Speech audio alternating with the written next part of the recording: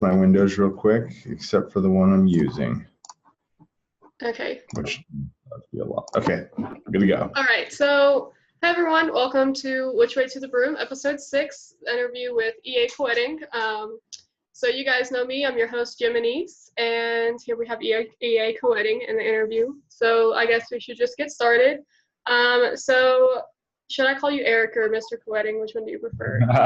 Definitely not Mr. Koetting. Eric is perfect. Eric is good. Okay, so Eric, where were you born? Like, where are your roots? I was born in Carmichael, California. It's a little town in Northern California. Now, I was adopted early on in my life, and so my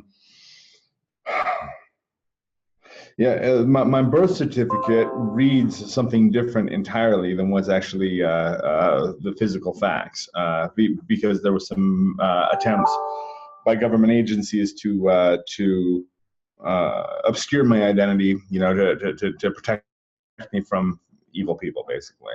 And so my birth certificate actually says something. It says a hospital that doesn't exist, a doctor that's not real, even my birth date got switched up in order to conceal my identity.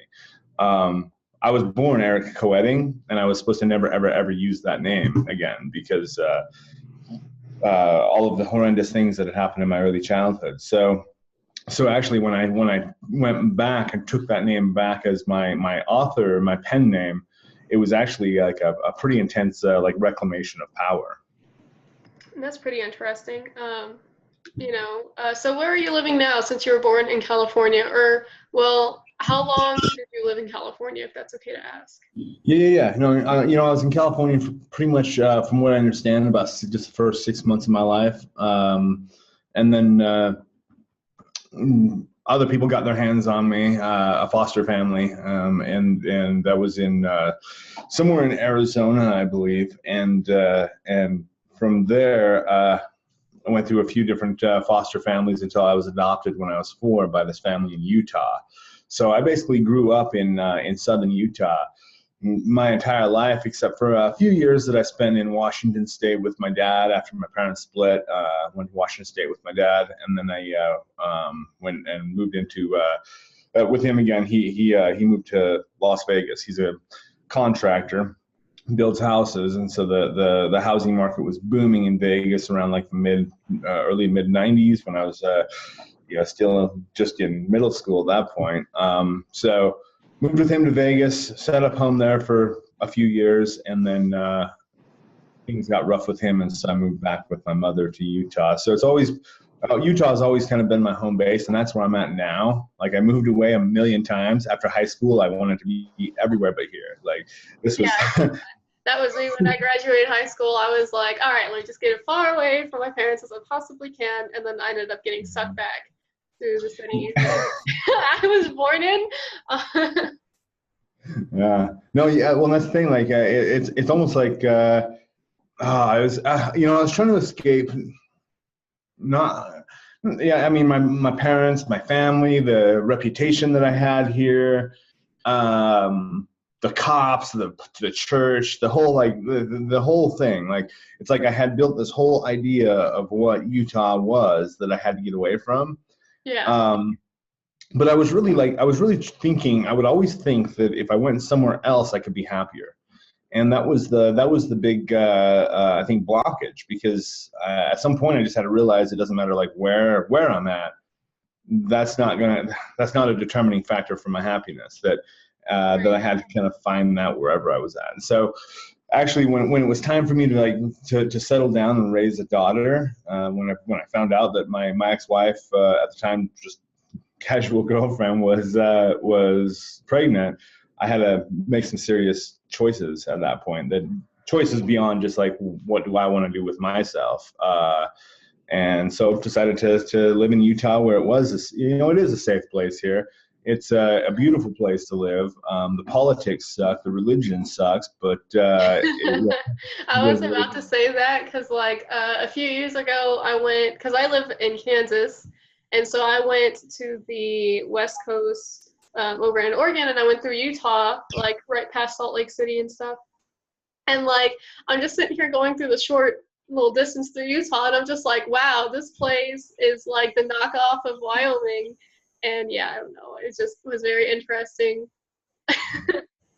Yeah. One, and where I'm at now, which is in Salt Lake's quite a bit in northern Utah, and I'm in southern Utah. I'm out in the middle of nowhere, like basically in my backyard. John Wayne used to film all of his movies out in the West. He'd come out here and do a ton of movies. So it's like a western desert landscape, and like the town next to us still has a bunch of polygamous kids. I'm sure people saw this in the news, where you had like a polygamous cult that was out here in Utah, Arizona. That it was some pretty awful things going on there. But they're like 15 minutes down the road from me, so I'll see like little girls running around in their hair all up in buns, with their they've got long dresses on, and are living like in the 1800s in the way that their lifestyle is. It's pretty intense. And then you got me. I'm all tattooed up and doing whatever the hell I want. Pull up on my motorcycle and go get milk at the store, and they're freaking out. Oh my God, that's funny. Oh. So when I mentioned that I moved like far away as I could from my parents, I moved to like a really small town. So like Kansas is like, yeah, just think of Kansas. So I live in the biggest city Kansas has, and then all the way to the west, which is by Colorado, there's like nothing but farmland and small towns. So I moved to one of these small towns out there, and like, I took my craft with me, of course, and then like I'm in this small town and I'm working at like a Dollar General, and like people see this like really simple pentacle necklace on my neck, and they're just like, oh my God. And there's like a bunch of Mennonites running around everywhere, and it was just really funny to me. Well, so was that a battle with your parents then, like your practice and all of that? Oh my God. Well, that's like a whole different story. So like my parents, they they tried to raise me to be a Pentecostal Christian. So you can see how that went. And so like my mom thinks that I'm like the devil's child. And so like my dad's just like, whatever, because he really can't say anything because he's not really religious in the first place. But he makes his jokes. But when I moved away, I was engaged, and I wanted to go live with my ex-fiance's parents.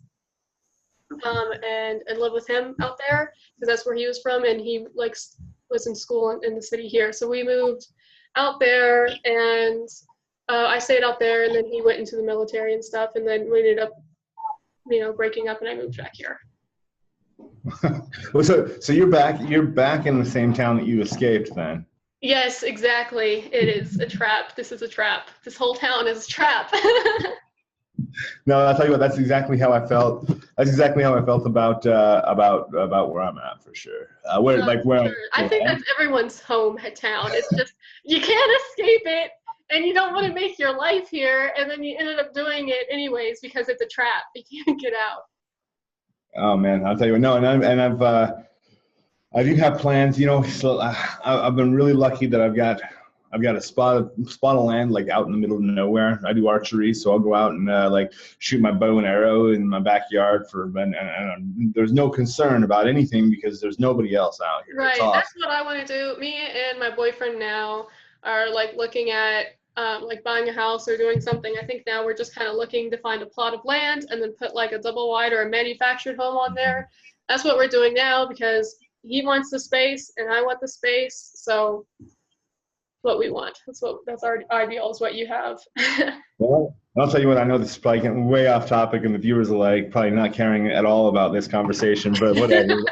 They can deal with it. We were gonna do a manufactured home on this land because we were looking at a pretty cheap price for that. Because I was looking at them the other day, and like the houses that we've been looking at, they need this, they need that, and then we look at these, and it's exactly what we want in the same price ranges as the houses that we already are looking at, brand new, and it's just like, so what's to lose? Well, and so it's like your contractors are going to talk you into doing a stick-built home where they'll tell you they're going to be able to do it for the same price, but then once everything is added on, it goes from, for instance, we were looking at about $100,000 home for a manufactured. That was affordable to us. We're looking, and we'd already purchased the land outright, so 100 grand, we could manage that. And then with all of the add-ons, this, that, the other, it turns into like $220,000 to actually build the home stick built. So if you're looking at being economical with it and just having a simple place that you can lay your head down and have a family and have a home, a manufactured home is a really, really good way to go. That's what I was thinking. Yeah. Yeah. So anyway. Let's get into everything else. So now that we know your roots and everything else that's like off topic, so let's get into the rest of it. Okay, so I want to know where you started in your path, or like your first like working, or something that might have sparked your interest into the craft and stuff. Oh man, yeah. So I always had this interest in all of this, and it wasn't. Okay, so I grew up pretty hardcore Mormon, and we weren't like on Sundays we weren't allowed to. Not only could we not go play with our friends, like we couldn't go outside and play with like I've got four sisters and two brothers, so we got like a huge Mormon family, and we like couldn't go outside and play with each other. We couldn't, it was all like Sunday was strictly you're reading the scriptures, you're quietly doing something, but you're not playing and having fun. That's for sure. So that's the kind of household that I came from. So we also didn't watch any kind of movies that would have anything to do with the supernatural. All of our movies were screened. My parents had to know exactly what was in it. I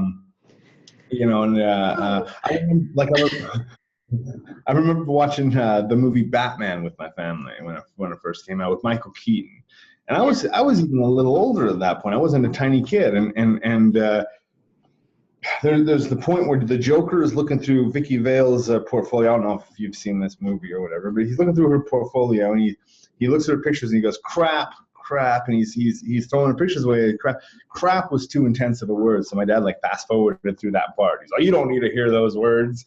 Oh and like it is saying crap, like that is like the least profane word you could possibly come up with. But anyways, yeah, so that was my family home life, and so my fascination with the occult, it was scary to my family because that is what was part of my upbringing, I guess. My first few years was with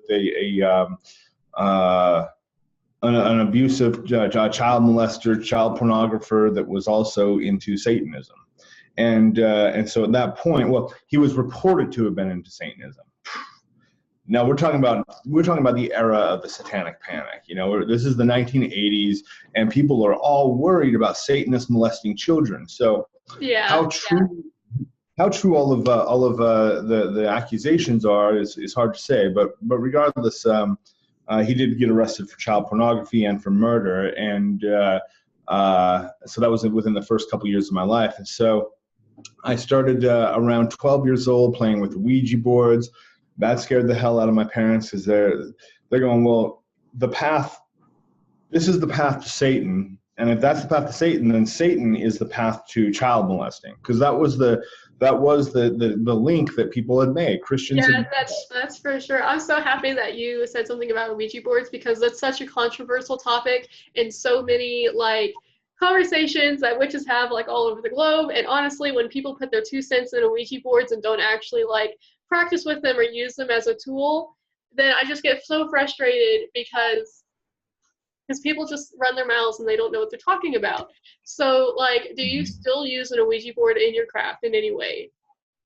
You know what? So yes, I do sometimes, as I do if in a group, only in a group. So I may, oh man, I'll tell you, I got so into the Ouija board that I started developing. That was like my first magical tool. I mean, yeah, really that was mine too. Like legit. Like whenever I first started learning, I was like 16 years old, and I had a boyfriend at the time who knew like a little bit of the stuff I was getting into. Because when I started out, I was like a Wiccan, believe it or not, but now I am what I am now. And so like I actually still have the Ouija board I had when I was 16. I'll show it to you because it's really cool. He handmade it. Let me get up and get it. Hold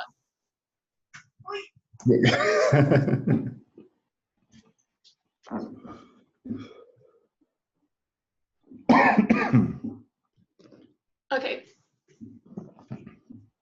So this is it. Yeah. Yeah. Oh wow. Cool. Yeah, he handmade this, and it was like a gift that he made me when I was 16. So it's like really Harry Potter themed, but like it's my favorite. It's my favorite thing ever. So this was my first gift when I started out too. No, that is one of the most beautiful boards I've ever seen. Like no doubt, that is sick. So yeah. Thank you.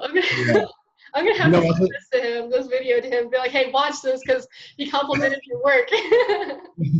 Oh no, I'll tell you what. Like that's I've always made so I got so much into the Ouija board, and I didn't think that I was practicing witchcraft at the time, right? It's an Ouija board. It's not really like this is this. It's like whatever you make it to be. Yeah, right. Oh yeah, no. I'll tell you what. That's an excellent point. It is. It's like okay. So S. Ben Kane talks about in his philosophies. He talks about that mantras are like an empty box, and you can fill that box with your intention. So you can sit here and just go Om, and that Om can mean whatever you want it to mean, and it becomes a vessel for that. So Ouija boards are very similar. Like I think the same way. Yeah, it can be a way that you're just talking to your subconscious. Sometimes it is. Sometimes you're connecting with spirits of the dead. Sometimes you're connecting with tricksters. Just like a pendulum. It is just like a pendulum where people can be like, oh, my pendulum like tells the future, or it talks to spirits. And it's like, it's the law of attraction, whoever you want it to be. You know, it's not necessarily something coming and talking to you. It's whatever you want to talk to you that you're unsubconsciously thinking. So like if you use an Ouija board and it's like, oh, well, Ouija boards are bad and something bad's going to come to my board, it's because you're attracting it to your board because you think that's what's going to happen. You don't allow it to work in the way that it's supposed to because you're interfering with the way that it works. Oh man, you were so dead on. I mean, because that is what you just said. I think is the key to the beginning of any kind of magical operation is how you're viewing it in your mind, what you expect it to do. Because like, yes. Because people who and you can use, if you have a fearful attitude and you have a hard time shaking that, you can use that. But one of the most interesting things that I've seen is that as you get to know these dark spirits, these demons, you find out that they are very loving, caring beings. Yes, they are. Oh my God. Okay. So one of the questions that I did write on here, I want to jump ahead on that note. So like, what do you have to say for the people who are interested in this path or interested in the goetics or other demons, but they're like fearful of them or they're scared of this darkness that they're walking into, that they're drawn into? What would you have to say for them? All right, so as you walk into the darkness, and let's take that analogy. It is such a beautiful symbol. You walk into the darkness and you feel around and it is darkness. When you approach something like this, you have no clue what's going to happen. The demons could be playing tricks on you. They could be leading you astray and leading you into damnation. Maybe they are. You have to ask that question as you go forward. You really do. Your logical mind really does have to. You have to let it run the course of trying to pick this thing apart. Maybe it's just a fantasy. Let yourself wonder that. But as you do, you're stepping into it to also ask the question, maybe it's real. Maybe all of this is exactly what it is. Maybe these are, because here's the thing, the beings that are now known as demons, these are the most ancient gods worshipped on this planet. They are the gods they are the gods that actually, from all mythologies, they took us from these wandering animals. They took us and stimulated ascent. Some people think this is through some kind of like biological engineering. Maybe it is. But maybe it's also, it was also a stimulation of different environmental forces. I know that I can call on spirits, and every time I do, the wind blows outside. It can be dead air. I start calling a spirit, I start focusing my mind, and the wind starts blowing like crazy. I've like seen the same thing. Okay, so like whenever like I was like younger, maybe around like 17 or 18, I would sit outside and like whenever this was kind of still when I was like kind of Wiccan. So like I'd sit outside and I'd talk to not necessarily any deity in particular, because I would just basically see the earth entirely as like a god of itself or a goddess, but from Greek mythology, that's Gaia. But I didn't know that at the time, so I just anthropomorphized the earth. And so I would talk to her, and like the wind would just blow through me, like it would, kind of like whenever spirits talk to me today, where they would push their emotions into you so that way you understand what they're trying to say. It was like that, but through the wind, and it was just crazy. And so I definitely, I know what you mean by whenever you're talking about how the wind will blow. And I'll tell you what so these beings, specifically Amaimon, has said that at the beginning, I mean, to stimulate our evolution, these beings put into motion climate changes that would require. Hold on a second. Someone's knocking on my door. I'll be right back. I am so sorry. Not a problem. I'll hang out.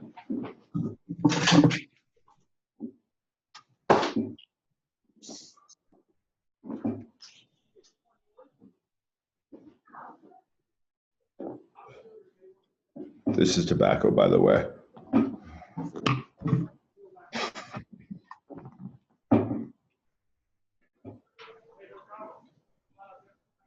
Thank you.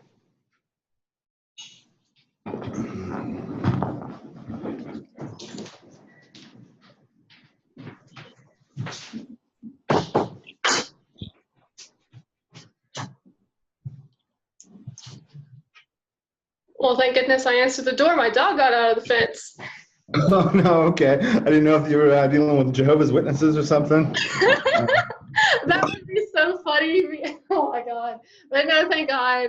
Like, it was my neighbor. I helped him find his dog, like, last week. And he was like, hey, thank goodness I found yours. And I was like, oh, yes. No, cool. So it was good. But yeah. So where were we? What was the conversation here? So Amaimon has said that they stimulated climate changes that made different foods grow that we then consumed, and then that stimulated our first evolution. And that actually goes in line with a few different theories on human brain evolution. That the human brain had this massive expansion. You have the stoned ape theory that's proposed by Terence McKenna, that we started eating mushrooms, and these mushrooms were, psilocybin mushrooms. They were actually downloaded alien information into our brains. That sounds cool. I don't know that that's true, but that's one theory that's out there. But in any case, these ancient beings that are now known as demons are always credited for the evolution of the human race. That they helped us evolve, they protected us while we evolved, and that at some point they had to distance themselves from us just a bit in order for us to grow into the gods that we needed to become. Yeah. And then it said that once we're fully mature, then they reappear. And they're reappearing now in massive, massive numbers. It is ridiculous, the power of because like growing up when I was like a kid, so I was born like in 1999.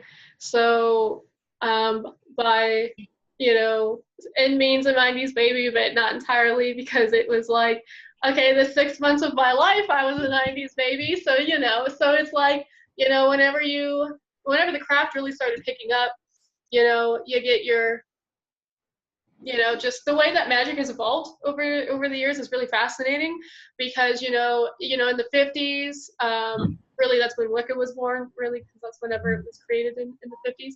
But honestly, Wicca is controversial to me, because as I've grown and I looked back on it, I'm just like, well, during the 50s was America's time, whenever it was like the era of getting away from Christianity, the hippie movement.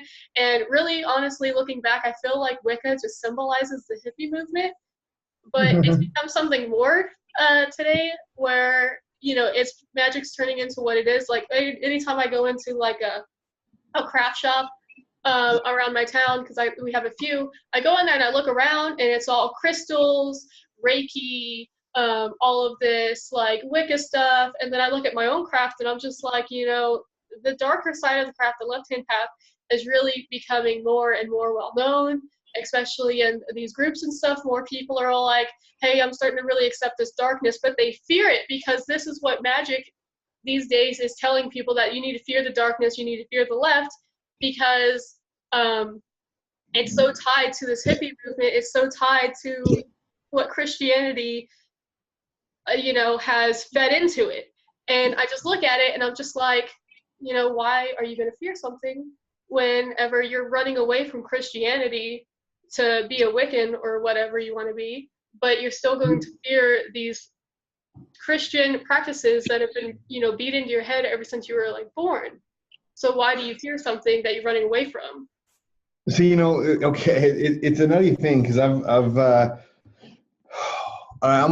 of those people that I always try to challenge myself in every way I can, to a ridiculous degree. I am absolutely a danger to myself, and so the people around me that love me are always like, what the fuck are you doing now? But with that, I've learned to kind of evaluate fear on different levels. There is a fear that's a natural instinct when you're approaching danger, and so that fear, it's appropriate, it's needed, it saves your life. But what we do have to realize about that kind of fear is that's meant to warn us of danger, not keep us away from it. So that's giving us a chance to prepare. This is dangerous. I mean, let's be honest. There are. If this was all just psychodrama, it wouldn't be dangerous at all. But it's not. It's dangerous in its own way. I've experienced some things where so when I first started coming into this path, the first deity that I thought to talk to was Lucifer, of course, and I remember one time I sat down and I did my first full-on formal evocation with him, and he tested me, right then and there, because I talked to him before, but I never did this full formal evocation. And so I sat down and started to do one, and I'm concentrating on him, trying to summon him up, and I feel this energy, I'm sitting here just like this, and I feel this energy on my right side and something laying across my arm, and I look in my candlelight in the shadow of my arm, and it's not my arm, it's something else was there, laying across my arm, where it looked like there was two hands laying across my arms. And so I look up into my mirror, and there was a face over my right shoulder, and it scared the living shit out of me. And I couldn't finish the evocation because the spirit manifested and the evocation was not going to work anymore. And I've been tested in other ways similar to that by different deities, and I've definitely learned my lesson to not be afraid and have my what I want, this is what I want, and nothing's going to stop me from doing it. But the first time, it petrified me. I didn't move. I couldn't move. I was petrified. And so there's a fear aspect where they really can hurt you. And I've seen a really good friend of mine, she was working with this spirit. She was making clay tiles with sigils on stuff on them. And I don't know what this deity or spirit necessarily thought about her, but I think what he thought was that she's not being serious enough. He burnt her fingertips and scratched up her arms in the night. And then she was like, bro, and then, corrected whatever the miscommunication was, and everything was fine. But they can physically hurt you. And they can spiritually hurt you too. I've been spiritually hurt in some ways, and it's very intense. It's very fascinating, and the fear is there, but it's that's a part of your path, I think. Yeah. Different ways. When I do rock climbing and rappelling, and And so I'm all into, once again, I'm looking at that fear and just, and I'm terrified of heights. I'll be honest with you, I am terrified. But and when I first started, I would get like maybe 6 feet up on a wall and freeze up, and I couldn't physically get myself to go beyond that, but I would have to sit with it. And that's the guy who taught me how to rappel was my therapist. This was his idea of therapy, and it works really, really, really well. Is you get people to challenge themselves physically, and so he'd get me up on the wall 6 feet. I'd freeze up, and he wouldn't let me down because I just wanted to come back down to the ground. I wanted to run away, and he said, "No, I'm not going to let you. You're going to sit with this." And so I'd have to sit with it and sit with it long enough that you finally go, okay, it's not so bad. And that is something. I tell you what, when Paimon first, Paimon was my first real serious manifestation of the spirit. I had gotten like little things that from the Necronomicon. I'd had some, I mean, not little things, but some traumatic like events. But as far as like a manifestation of a visible spirit, Paimon was my first, and he. When he showed up, it was a booming. I saw him in the mirror because he's in the scrying mirror at the time, and it was an ugly king on a throne. He had multiple faces, and he's on this throne that's made of serpents. And I'm seeing it pretty freaking clearly in the mirror, but it's not necessarily in the mirror. It's like what's internal and what's external have just crisscrossed, and so I'm like in that state where it doesn't. What's in my head is also being projected around me, and then a booming voice comes from everywhere. Who do you think you are to have called me?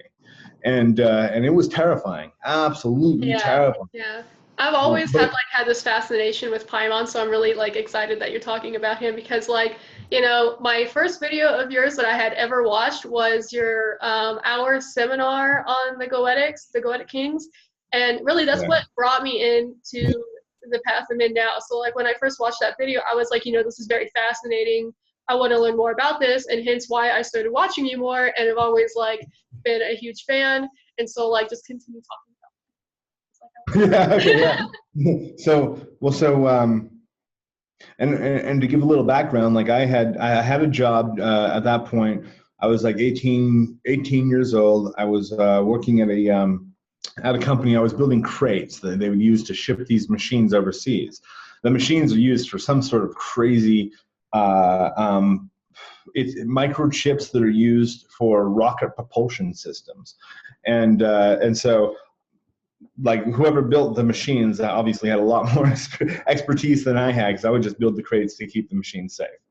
Okay. Super easy job. I could have eked that out for the rest of my life and just been a crate builder, right?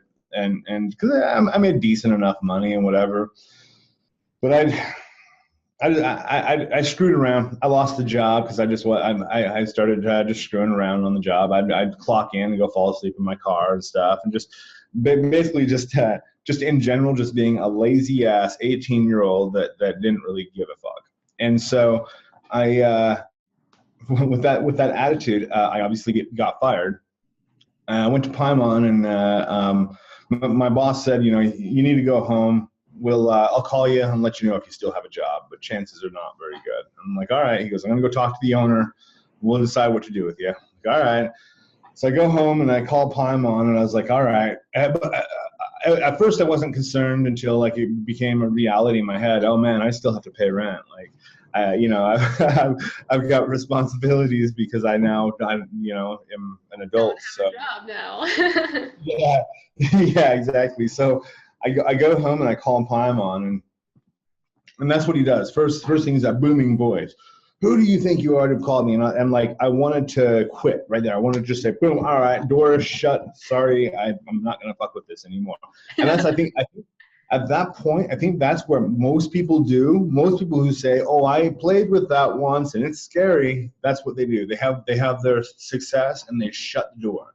Yes, and, I agree. Yeah, those of us that are, like, I guess, the crazy people out there, we do the opposite. We're like, okay, cool. This is what's happening, so we embrace it. And I'd known from all. If he's gonna appear in front of you like that, and he's gonna appear and have that much energy flowing where you feel like you're in the room with him, not even in your own room, but in his room, wherever he's at, sitting on this throne where he's all majestic and being Paimon and everything, and he goes, "Who do you think you are?" It's like, clearly I'm someone of importance to you if you're going to talk to me this kind of way, to even have this slight of interest in me.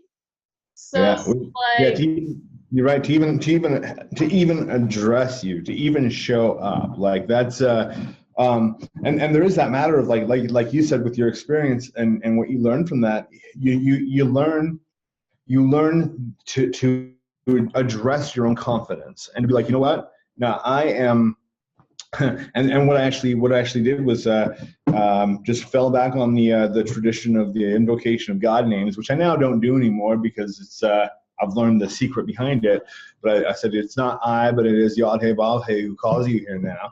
It's not I, but Elohim, and you will obey me. And shot up I could feel myself standing because I was already standing, but it's like I grew in my place, and I could feel myself solidifying.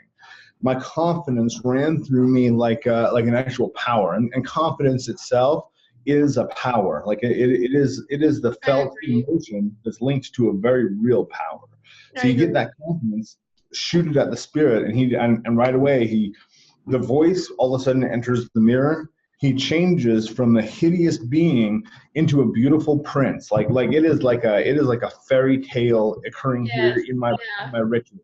And he's a beautiful prince, and he's riding on like a camel, and he and he's just all of a sudden the whole experience has changed, and he says, "Well, what can I do for you?" And I'm like, "All right, so I need you to secure this job for me because I'm about to lose my job." And his vision like left the mirror, and I was like, "Wait a minute, I'm not done yet."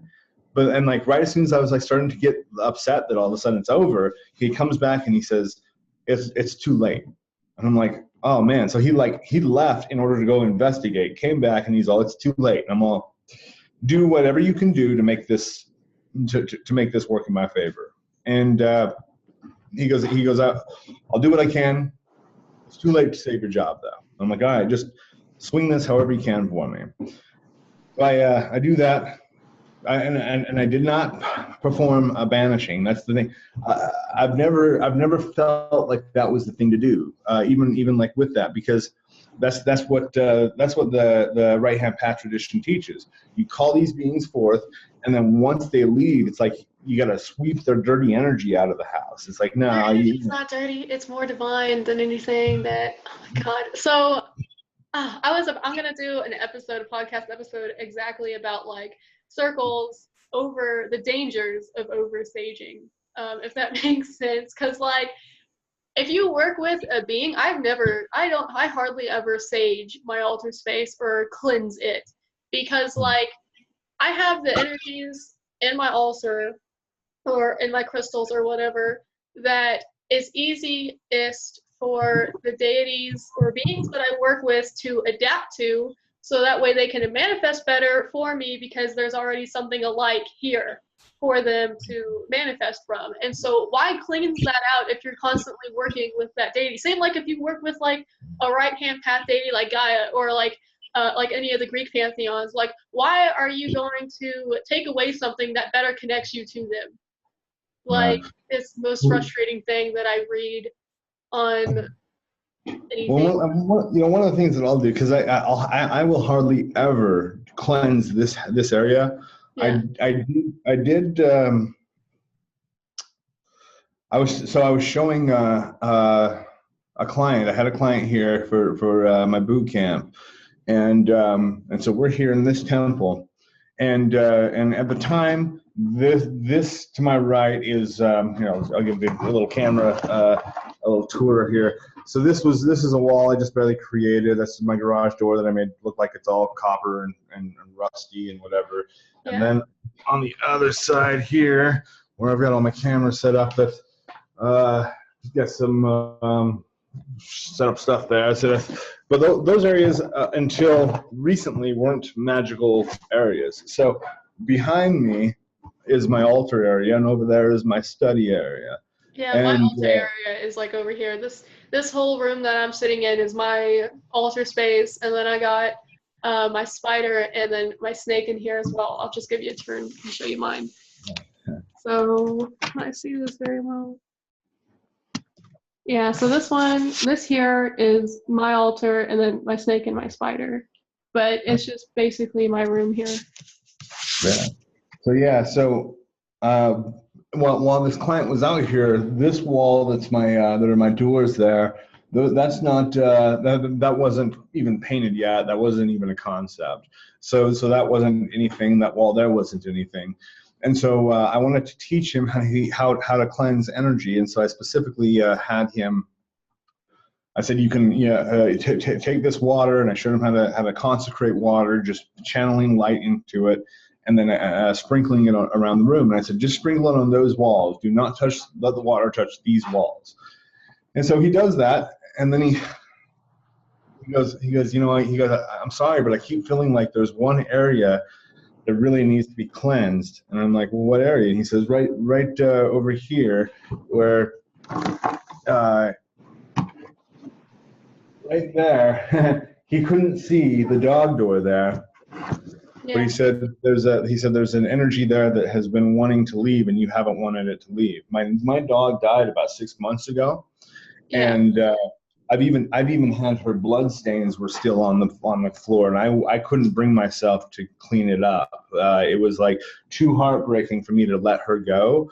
And so he locked onto that, and he goes, this isn't for me to cleanse though. This is for you. And he hands me the bowl back, and I cleanse that energy out. I mean, her soul is still with me in whatever form it can be, but then that negative death energy that was locked in there needed to be released. So if you've got something like that, like a specific energy that you want to get rid of, you can, but as far as like going through and cleansing the whole temple every time you do a ritual, why would you even have a temple? Why would you even have an altar? Like there's no need. You're just wasting materials. You're wasting the time and effort that you put into a ritual that you've done because you just wash it away. There's no sense in it.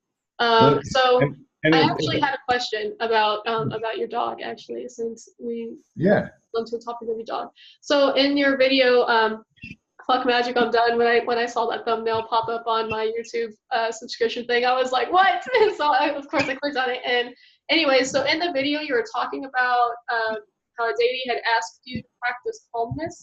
And then you mentioned that you had fought with your girlfriend and your dog died. I wanted to know how you practiced this calmness, and if there were other challenges or other things the deity had asked of you that you needed to practice that you might like to share.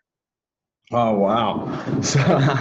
So first off, like, I'm going to say that one of my biggest problems is that I'm too honest. I'm actually a little surprised that I gave all that information out publicly, but wow, I do that though. Like I seriously am. My girlfriend always has to remind me that, like, hey, you're talking to my stepfather right now, so be careful what you say. Wow, yeah. So it's. You're okay. Time. Yeah, no, that was absolutely the last 6 months to the last year. It's been a very, very, very difficult year, and it has been because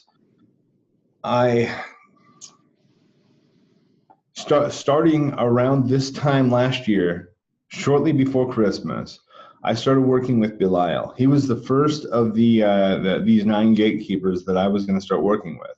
And when I say working with, like, first just talking to him, communicating, and then moving into evoking him, moving into invoking him, and then becoming completely possessed by him. And basically just like step by step turning myself, my life, my identity over to these beings. Now with Belial, like, it was such an intense experience. I lashed out at Curtis Joseph so unrightfully. Like, it was such a ridiculous I found myself acting like a child, like for no reason at all. And I lashed out on him on social media of all places. And then he and I get on the phone. We're yelling at each other over the phone, and we're going, whoa, what's going on here, bro? Like, not only are we coworkers, we're friends. What are we doing? And we both went, well, magically, we both were working with Belial at that time. We didn't know it. I didn't know that he was working with Belial at all. He didn't know anything about what I was doing. Yeah. But we were both fully possessed by that spirit, and Belial is an angry spirit. Like in every permutation, he's got a lot of rage to him. So yeah, I think whenever I was like studying Belial, my boyfriend also speaks with Belial. He's like starting into his own path of his own, but he's been really interested in Belial, and from his personality, he really fits with Belial. And when I was first like reading about Belial, I'd read the things that that he would like offerings and such, and how he expects his practitioners to behave with him, like what he expects, his standards.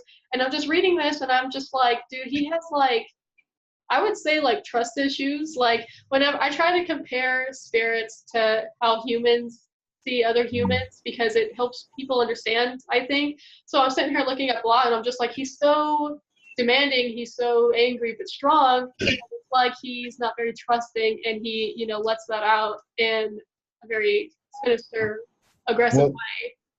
Yeah, so I've got another take on that. I have a completely different idea on that a lot of people I don't think have considered with Belial.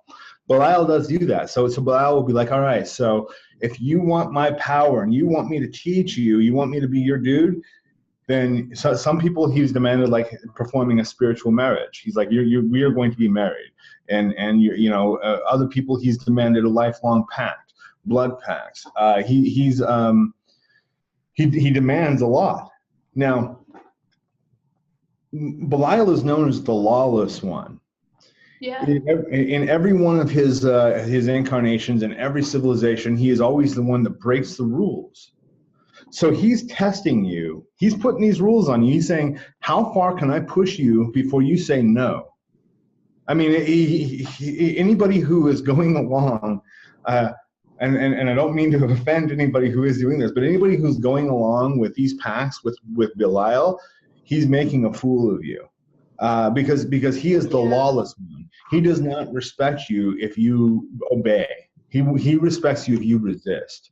And so that was that's one of the first things that actually I had to learn with Belial was he would keep pushing me further and further and further, and then he's saying resist me, and it's like, oh, okay. Yeah, like he's all, don't do what you're told just because you're told to do it. Right, and you need to do what you feel like you need to do. Exactly, and I'll tell you what, when we're looking at like I have people ask me a lot about Satanism and what's the real satanic path. The true satanic path only has one member in that congregation. That's you. You're also the priest, and you're also the God that you worship. Like that it is all a religion of one. Each of us, we can't. Our realities are so unique that we can't let other people or other beings dictate what that looks like. I agree. A really good friend of mine is an atheistic Satanist.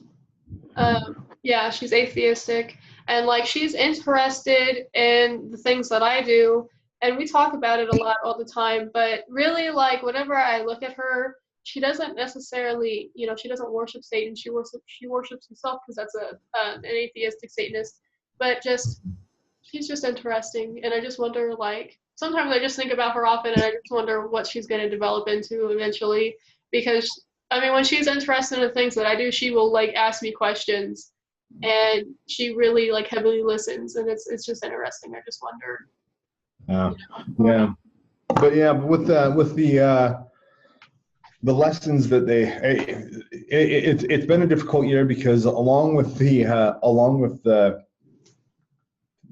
spiritual things I was going through, we also moved to a new house. We had this home built. We moved here. Always when you move, it's and adjust, and especially adjust to the fact that we did move to out in the middle of nowhere.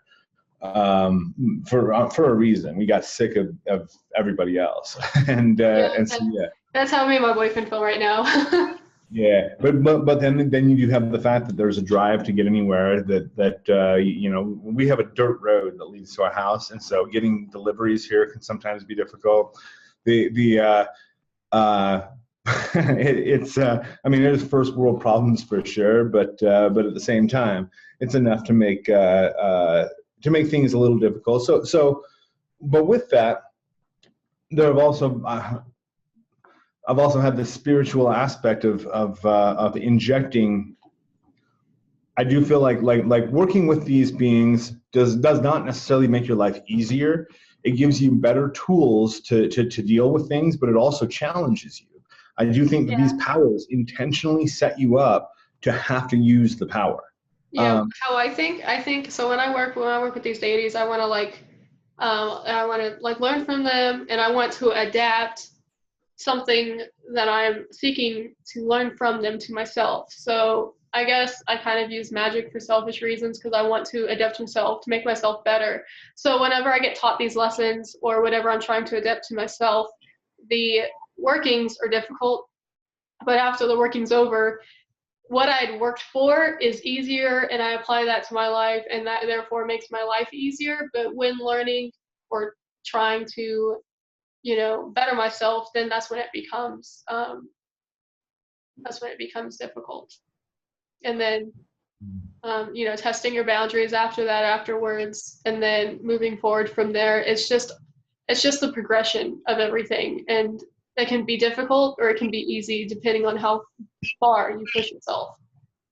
Yeah, I mean, and this is all so one of the interesting aspects of it is that when you become somebody else, when you let yourself become these entities, you start forgetting. You have to rediscover who you are without being them. Like when I come back and ground myself from that possession, it's like, who is EA? And then there are several layers of that are just bullshit. There are several layers of that I realize every time that's not really an aspect of myself I need to keep. And so there is like this flushing of the self every time you go through this cycle of intensity and pushing yourself to rediscover yourself. You do get to clear out a lot of the bullshit. You get to clear out a lot of the assumptions that you made about who you thought you were. Yeah. Yeah, and that's refreshing for sure. So I learned obvious meditation techniques from these gatekeepers, simple ways of focusing, of breathing, of using different mantras to make different results happen. A big part of it it's like all of these aspects, all of these powers that we can develop through these are ancient. These are ancient, and it's even said in mythologies that these powers were once completely active in those who use them. I don't think this is for everybody. I would like to say it. I would like to say that it is, because I would probably increase my sales if I did so. But yeah, but it's definitely not for everyone. So I remember one time I was like on a page, because I remember earlier we were talking about confidence, and I wanted to say something, a part of that, but I forgot, and I remembered. So when we were talking about confidence, there was one time I was on a Facebook page, and this page, really isn't like, how you go on any of these Facebook pages and they're all like, oh, we're welcome to all paths, but then, you practice something that not everybody else does. And so I would give advice from the light of my path and, what I think would be fit. And then this girl was just on there and she was like, oh, this is terrible advice.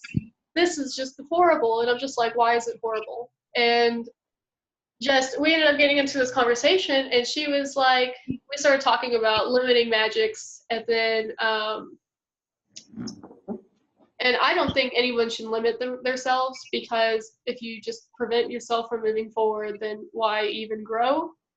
I don't know. So I don't even know where I'm going with this, but I started talking to her about confidence, because I was like, well, if you can overcome anything that you want to overcome, if you have the confidence in yourself to do so. So if you set a goal in your mind, get the confidence to become that goal. And then we started talking about learning magic. And then she was like, oh, people who practice black magic tend to think that way. And I'm just like, interesting. I don't know where that popped in my head from, but just, it's just interesting to see these conflicting views of people. I don't know where I got this from. Well, yeah, but conflicting and I mean completely self-contradictory. So here's the thing is pure white magic, by their own definition, relies on some sort of divine force, right? Most of them will call it the divine or the goddess or whatever. Now, that is a perfect force, and that perfect force created everything, including us. So if that force is so perfect, if you perform a ritual for anything at all, you're performing black magic, because you're telling that force that it's not good enough, that what it created is not good enough, and you have a better idea. So right away, you're smacking the god, goddess, you're smacking the creator in the face just by performing magic. So any magic performed for an end result is black magic. If you're not performing it for an end result, then it's just religion, and that's fine too. But any kind of magic I want to touch on this because, like when I said when I started out as a Wiccan, what really interested me was not necessarily the Wiccan religion itself, but the witchcraft is really what interested me more than the religion. So, like, when I would practice, you know, you read the reads and you read their rules, and I'd read these, and honestly, I was afraid to do anything because I realized what you just said about how you're basically smacking the gods in the face. I had that same mindset. And so I'm sitting here, you know, looking at this, and I'm just like, you know, I can't do anything. So anytime I wanted to do a magic or something, I would pray to the you know, how I explained earlier. I'd pray to those beings, and that's all I would do. And then, you know, that's not fulfilling, because that's honestly how I thought, because I didn't want to offend a deity or anything. And now I've come to this point where I am now, and I'm just like, I want to change myself. Teach me how to change myself. I want to learn this. I want to become, you know, a better student. I want to become more knowledgeable. I want this and this. So, like, I definitely like the path that I'm on now, because I feel more confident. I feel stronger. I feel more powerful in a sense where I don't feel like I have to hide behind some divine god or goddess, that I can, you know, wield my own sword and be my own shield. That's what I like about this path. You know, I did a video yesterday it's going to come out probably later on this week. I've actually just got to pass it off to Timothy today, but it was about exactly that, because you know, somebody on my forum said, you know, you realize that because of what you've done, you're a marked man. And I'm like, you know what? First off, because of the alliances I've made, because of the knowledge that I have, I'm able to take people's curses and negative energy, suck it into myself, and turn it into power. I mean, as soon as you realize somebody's cursing you, it is so easy to just, I mean, like, it's like psychic vampirism. Psychic vampires attach their tendrils to you. You breathe in and pull their power out of them. I mean, you can fuck up some psychic vampires as soon as you're aware of it. You can. Hold on, I want to stop you there. What do you know about tendrils? Because, like, I don't know much about them, and I can't find anything about them anywhere. So can you please tell me about them? Like, this was a learning experience for me now. Please tell me about tendrils. Yeah, no, absolutely. So, all right. So Konstantinos wrote a book called Vampires: The Occult Truth. It's published by Llewellyn. So that's where I first heard about this, and then I also picked up on it from I think Donald Michael Craig. Michael Donald Craig, one of those two first names, and then Craig. He talked about it. Dion Fortune at some point talked about it. That so you start out with psychic vampirism, where you'll touch somebody, usually with your left hand. Your left hand draws energy out. Your right hand gives. Your right gives. Yeah, and so you touch them with your left hand, and you just inhale, and you pull their energy through your body. And you can do the opposite. If you want to heal somebody, you just right hand and push your energy, focusing on specifically drawing from the Anahata chakra, pushing green energy out and pushing it into them. But obviously for psychic vampirism, you're doing the opposite. And so you start with touch. And then after a while, you realize that you can just sit next to somebody and your aura, and your aura, them. yeah, your aura is actually like do this like crazy like static electricity that starts to occur between them, and your aura starts to pull their energy into them. And then once you get to the point of that, so what it is it's like the static shocks will create an arc, and then all of a sudden, well, not all of a sudden, after a lot of development, you're going to continuously have these arcs seeking out things to attach to. And so those are the tendrils that we're talking about. So it's your aura. Your aura has developed these tendrils that actually seek out energy bodies to drain off of. You'll see this with people that are especially elderly people that are usually pretty ill, but somehow they are still alive. They're usually being cared for at a facility, or they're being they are in every way a drain to everybody around them. Yeah. Have you ever practiced psychic vampirism? Yeah. So I started out with sanguinary or blood vampirism. We get together in a circle of us and draw each other's blood. We had a phlebotomist that worked with us, and so she'd draw our blood, and we all had been tested and everything. We put it in a goblet and then mix it up, consecrate it, and then pass it around and drink it. And it was a rush, to say the least. It was a rush. And then that developed into, after doing that a few times, it was like, there's more here. And then started playing with psychic vampirism more intensely. I mean, I had played with it a little bit before, but started actually pursuing it. And I would go to parties and seduce ladies into coming out on the back porch with me or whatever, and just take their energy. I know exactly. Okay, so when I first started learning about psychic vampirism, I was learning it through a sexual manner, a succubus kind of way, and I'm still in that Facebook group. I know before our interview, I sent you a link to a Cult Kitten blog. She's like excellent. So it's actually one of her groups that I'm in, and I started learning this from her, and I started practicing it, and so like. That's when I started learning about these tendril things, and it's just very fascinating, just the different techniques that there is to practice psychic vampirism. Not just, oh, there's different like sects of it, there's different ways in which you can take the energy. But would you say that psychic vampirism is like bad in any kind of way? How would you say, like, because you meet someone who's like a white witch, and you go, oh well, psychic vampirism. They're just like, oh no, psychic vampirism, and then we're over here like, oh well, this is very fun if it's consenting. So there are a couple aspects of it. So first off, it's powerful, and in that it can be addicting, and so.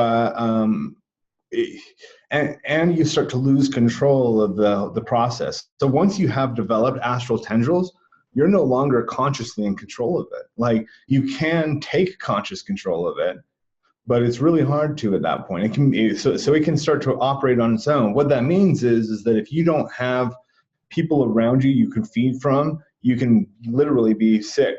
Your energy, you no longer develop your own energy. So it's like somebody who's using. If you start overloading your body with certain vitamins that your body would naturally produce, it stops producing those in the numbers. And then you have to constantly continue taking these vitamins. Exactly. So that is one danger of it for sure. And that's the one I'd be most concerned about. Now, the positive though is that if you're using it in certain circumstances for certain reasons, if it's a tool in your toolbox that you occasionally will get out, that's okay. So it's like yeah, because I'm actually, the reason why I'm so interested in them is because when I started learning about this succubus magic, basically, I would practice on my boyfriend, and then well, he was like, we were dating at the time, and so I was still seeing a few other people. So I'd practice on these mates that I was seeing. And and then eventually I ended up doing this working where it was like really long, and it's a really long story.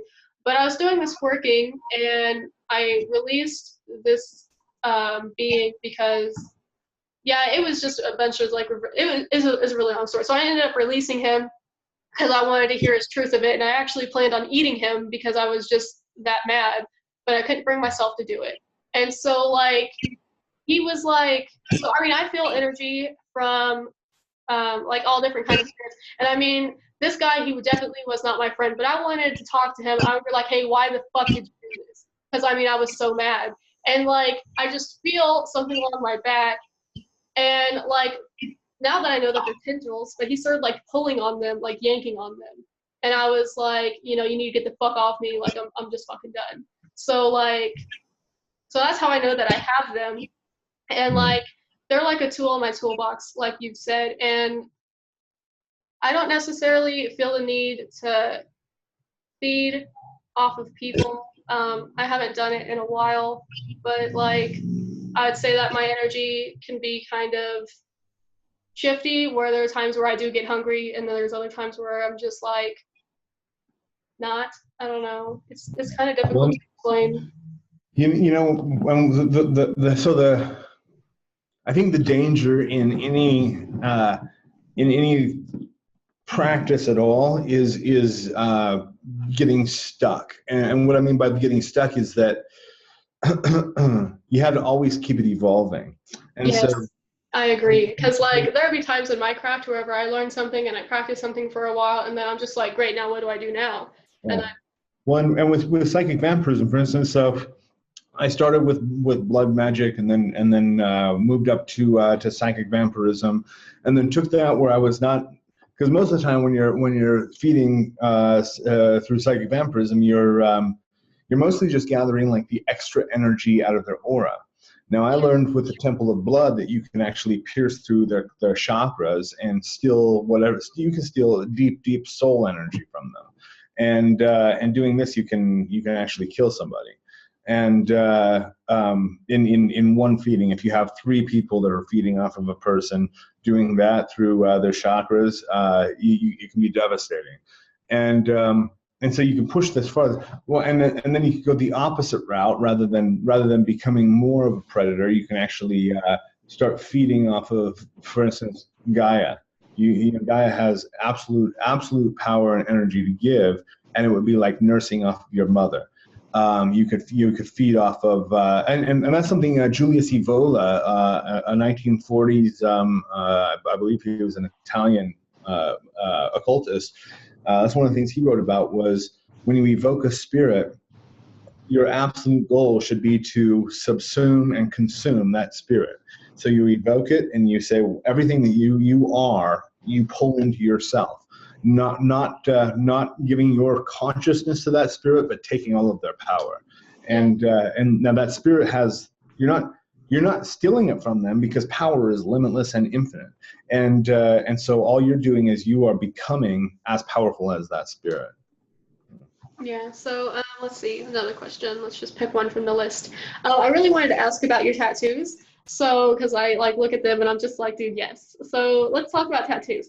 So, do you have certain sigils or any kind of symbols on your tattoos that bring power to you in some way? Because there are some traditions, a lot of like religious, from like a bunch of ancient religions where tattooing, represented something important. So do you have any of those tattoos that hold that kind of specific meaning? Yeah, so every one of my tattoos has a very specific meaning. They're not none of them are decorative, even though I've been able to get really good artists that have been done a great job. So the first one is the center pentagram there. That's the first tattoo I ever got. It has the Roman numerals 9 in the above the 2 horns. So it is the Baphomet, the goat head, which has always been linked in with Satanism, with the left hand path. The inverted pentagram supposedly symbolizes the predominance of the physical and the immediate over the spiritual and the ephemeral, and so that's one kind of definition for it. It doesn't really matter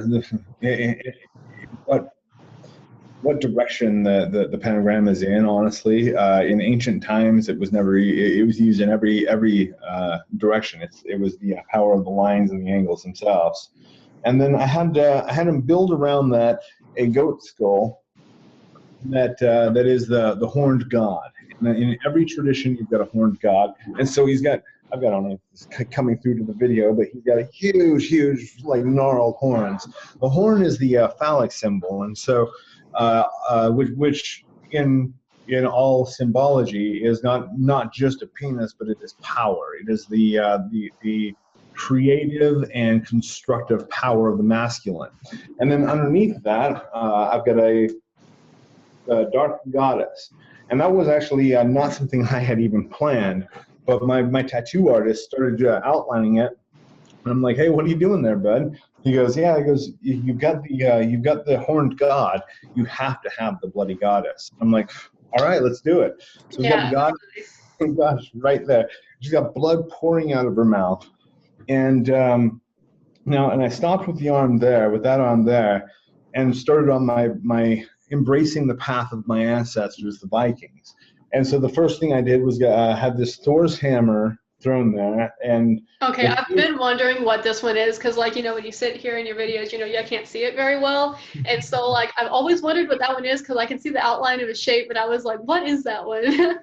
Yeah, so the largest shape there is Thor's hammer. And Thor's hammer is it's symbolic of the powers of magic. All right, when you think about it, it can crush mountains. It can, it can turn valleys into mountains. It can turn mountains into valleys. It always returns to the user, so you can use it again. It's absolutely the power of magic, the power of the runes. And so inside of that, I have this symbol. It's a bind rune that several runes combined that basically is an invocation to the ice giants to grant me knowledge of the unknowable. And so that's something with all of these symbols. Before I would get them, I would draw them on paper, and then I would draw them on parchment, and then I would draw them in at one point I had an apartment that my entire wall, I had taken Sharpies and drawn all over the entire wall. I did not get my deposit back on that. No, definitely not.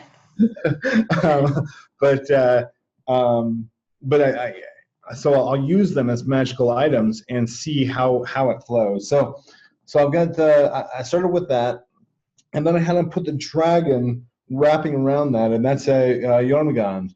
And he's the dragon of the abyss.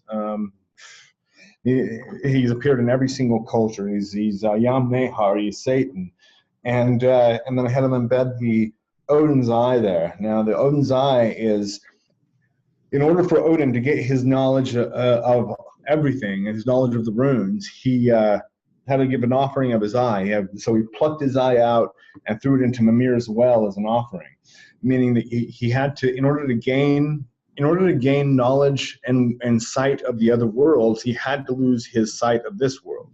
And so it was a compromise that he made.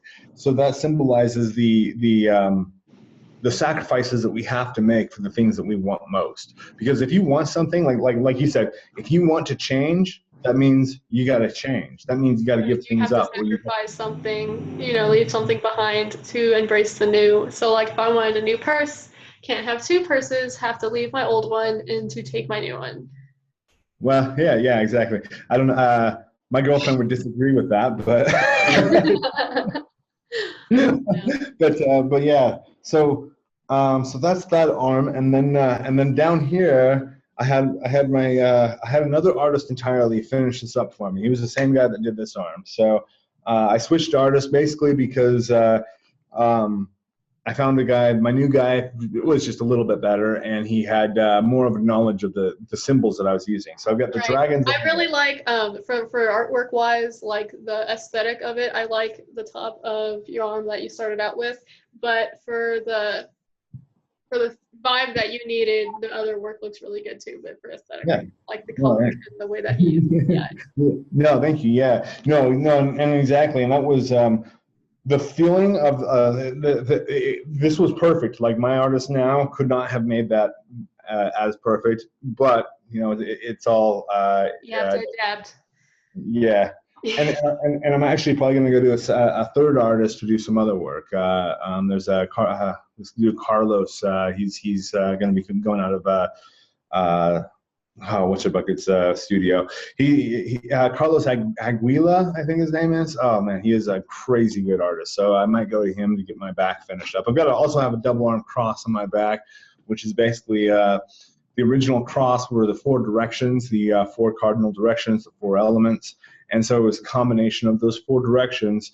And then there's a larger bar on the top that represents the duality of things, good and evil, and the perfect balance between things. So right. I might have him evil that one up a bit. I could, oh yeah, and then I've got the Seal of the Sorcerer on my arm there. So it's basically. Cool. I like that a lot. Yeah. Yeah. Yeah, that's pretty. Yeah, I don't know. Okay, cool. Okay, this is like opposite. Yeah. I have just one tattoo right now. I just have one on my feet, if you count it as one, but there's like a piece on each feet. And it's basically just the moon phases. I don't know how, do you want to see them? Because that's going to be difficult to move the camera, I think. Yeah, I mean, that'd be cool, but, you know, whatever. I should try. I don't know. Okay, let me try. Does this work? Oh, wow, that's cool, actually. Yeah, that hurt like a bitch. I bet, yeah. No, that's when I got this arm done, I had the hammer done in one turn, and then the dragon and everything else was done in a 7-hour session. So I just sat there for 7 straight hours and had that done. I think this one took 2 to 3 hours. I think he went really light with the needle on my my right foot, because my left foot with the darker shade of it looks really good, but the other foot, it's like, I need to touch it. Yeah. I mean, because it just looks like he went really light with the needle, because my other foot, you know, holds it really well. So I don't know. Yeah, no, I've got a friend that has a not a butterfly, a dragonfly on her foot, right about the same spot, and it's worn completely off because she like is always out hiking and whatever. So she's like ripping the tattoo off of her foot. Yeah, I mean they're hard to keep on your feet because of the rubbing. It's a high rubbing area, but like I've had this tattoo since June. Yeah, since June. So. Okay. Yeah. No, pretty fresh. But yeah, so every single one of my tattoos has a very specific meaning that I've usually meditated on and sat with. I like to give myself about a year, so I'll design a tattoo and then I'll sit on it for a year before I commit to it. Yeah, that's what I do. There's like a lot of tattoos where I'll sit there and I think, like, do I want this? And then I'm just like, let's sit on it, and then I'm like, nah. And there's one that I really want to get. It's a rune tattoo. So I want to get one that says pure intention and runes, and I want that to go around this arm, like right above my elbow, and then I want the other one to say mind is all around my forearm here in runes. Nice. I think that would look pretty badass. So yeah, badass. Just it holds meaning because you know, pure intention, and it's going into my left hand, if I do it on my left hand, because then my left hand is taking energy, or I should do it on my right around. Yeah, I don't know. I just have to think of that because it's I'm trying to find a balance where it symbolizes a meaning where it's like I want the power that comes through my hands, through my arms. I want that intention within myself to come out pure. Yeah, you know, it's interesting because I'll do a when I was deep into voodoo, the spirits that were teaching me taught me this hand thing that I'll do in a lot of meditations where I'll hold my left hand out and I'm ready to receive, and I'll hold my right hand out like I'm ready to drop. And so with that, I'll slowly I'll open one fist and close the other, meaning I am taking that which is coming to me and I'm releasing that which I'm giving up. And it's a weird thing. If you do that in a meditative state, you don't even have to be like consciously aware of what you're giving up or what you're receiving, but you just start to find that things start to change. Because that's the crazy thing is like, even with all of the work that we do on ourselves, we still really don't know much about who we really are or what we really are. Like, that's all process of discovery. And so like, I asked my Met-Tet in Rodin is the master of your head. It's the spirit that's unique to you. And I asked it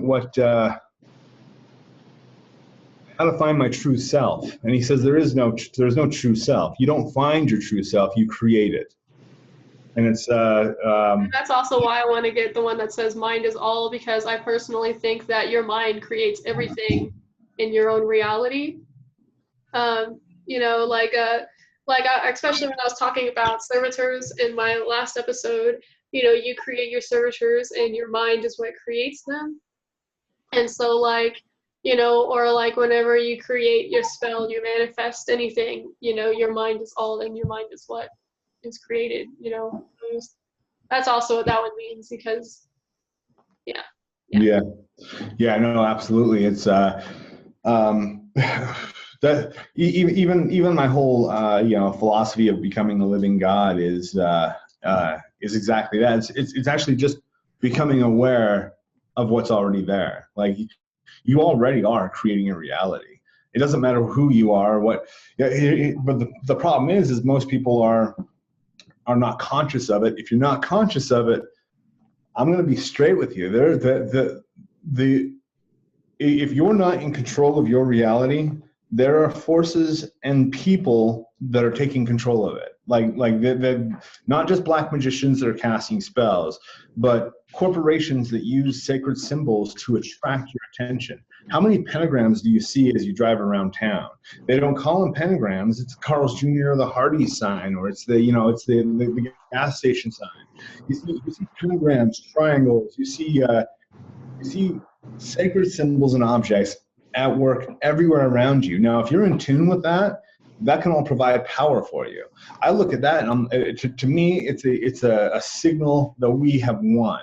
Now, if you're not in tune with it, though, they don't mean anything to you but logos. See, that's so funny, because the other day, me and my boyfriend were watching this YouTube video on McDonald's, and the gateway arch of McDonald's is just so funny because, arches have been used in human construction for a long time, and they always symbolize a passageway. And then the way that it's a double arch McDonald's, it's supposed to represent breasts, and it's just really interesting because I was watching that and then you said that, and that's just fascinating, because now I'm really gonna keep an eye open for these logos because I haven't noticed. So there's this guy Michael Tsarion. He did this program called the Sacred Use of the Subversive Use of Sacred Symbolism, and he looks at the fact that sacred symbolism has always been taken and used and perverted. The swastika, for instance, the swastika used to be a sacred symbol in a lot of different traditions. Now, obviously, it has one meaning to just about everybody that sees it. Yeah. The pentagram has also become one of those symbols. But then you also look and you can see it on the Mercedes-Benz. They use a rune. They use the rune that was summoned forth the Valkyrie. That is their main symbol. You look at Texaco uses the pentagram. Hardee's, Carl's Jr. uses the pentagram. The fact that you have the beer and soda companies that have their light version. Using the word light is invoking Lucifer. It's selling you on illumination in a very subconscious way. Now, most of the people working at these companies, the owners and whatever, I don't know that they are elitists that are in on this Luciferian agenda, but I think that there are certain things that they're being prompted. Honestly, I think it's coming from the spirit world. I think that the demons are telling people exactly what to do And some people like us can hear their voices. Other people just obey their commands. Yeah, I also really wanted to ask, because I kind of like this section here in my notes is more like of your physical appearance. So I really wanted to ask, like, why do you wear your hair long?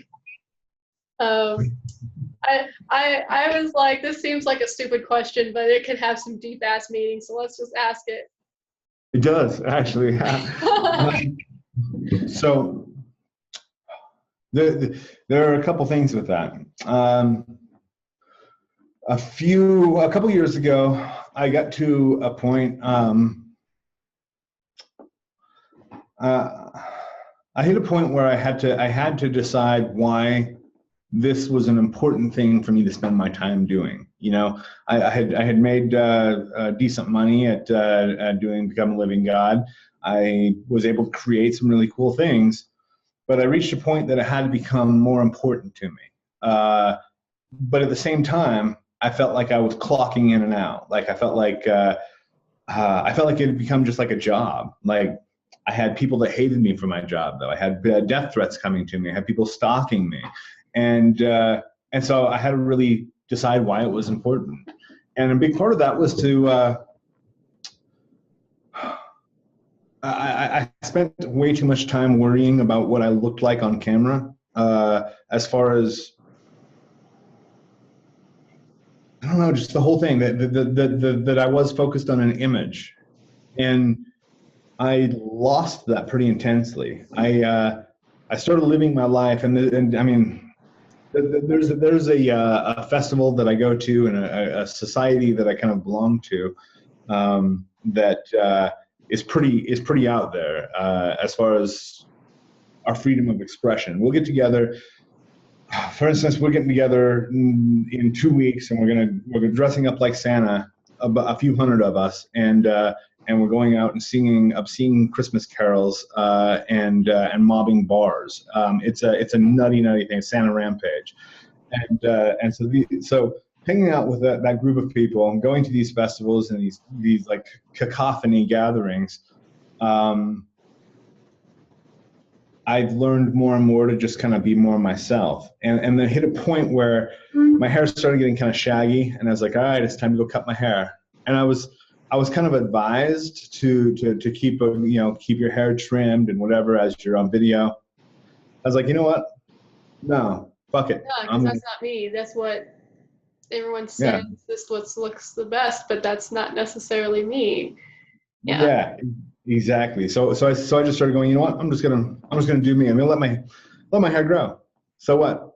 And so it's my hair started getting longer, and at some point I remembered a vision that I had, and this was 2002 probably. I took this quartz crystal ball. Little sphere. My daughter now has it. I gave it to her. She'll hold it, and she's actually more powerful. She doesn't embrace this as witchcraft. She knows how to make things happen. But she thinks I took this crystal ball, put it to my forehead, and I saw a vision of myself at about the age that I am now. This was back in 2002.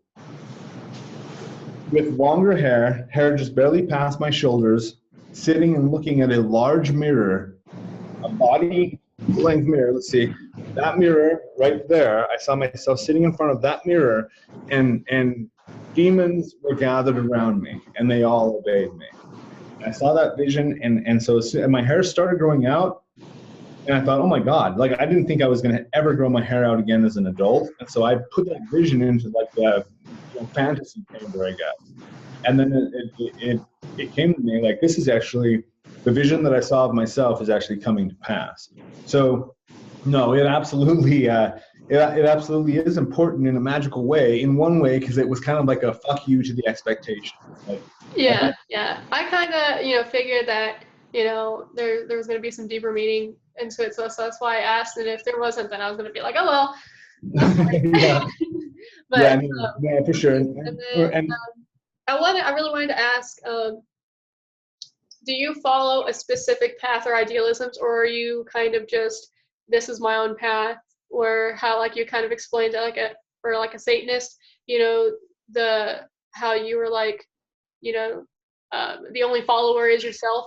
Is that how your own path is, or do you follow a specific path or idealism?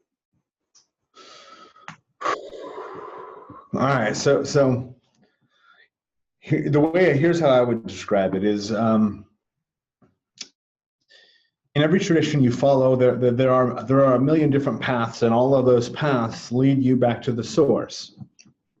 And you and this is kind of right-hand path terminology, but leads you back to the source. And your consciousness and your being become absorbed into the source. You become all. You're enlightened. You're transfigured. Most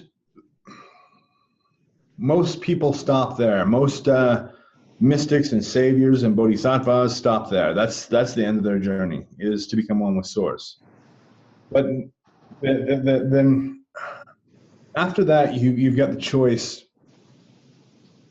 because you are still an individual, to not be absorbed into the source and to become your own God, become your own law, and that's the path that I'm on, is creating my own reality 100%, completely separate from the source, and I do follow a good deal of the teachings of Azazel for sure, but those teachings aren't something that, like, you can. I mean, I've got my path working of Azazel, so I'll be putting that out soon. Compendium of Azazel, that'll be a good thing for people to look into. Maybe bald.co/Azazel for all of that. And I'll tell you what, though, it is a self-directed path, and I don't know what the next step is ever. Like I'm following this pathway. They're like stepping stones that these spirits have left for me, and I can only see like maybe 2 or 3 ahead of me, and I'm not going to see the rest until I get there. So it is a really, really interesting way to live life, to know it is all a mystery. We were talking earlier about people being afraid to embrace and step into the darkness. Once you do step into the darkness, you become accustomed to it. You become. It's like it's not dark anymore. Exactly. Yeah. That is the process of illumination, enlightenment. These things. Whenever I first started talking to Lucifer, like, I kind of denied the darkness within him because I refused to believe it. Because whenever I first felt him, I was like, "There's no way he is this dark." And then, he started, as we bonded or started working more closer together, he showed me more darker aspects of himself. And so now, and it's fascinating about Lucifer, because whenever you first meet him, he can appear to you in one way, and then, months down the road, he is changed in so many different ways, and then he's just so interchangeable. It's fascinating. And so whenever, I started working with him more, and I worked with a few other beings, it's just fascinating how, like, something that I thought was dark, and then I align myself with that, and it's not dark anymore. It's comfortable. It's like walking outside in the morning and kissing the sun, and going to bed at night and kissing the moon. It's all the same. When we're talking about the manifestation of spirits, and especially of a being like Lucifer, his manifestation, you say it's like he changes over the time, but it's us that change. It's the way that we see him changes, and so the way that we see him changes. Sorry, my computer's dying. I'm gonna go in here and put it on the charger. You're good. You're good.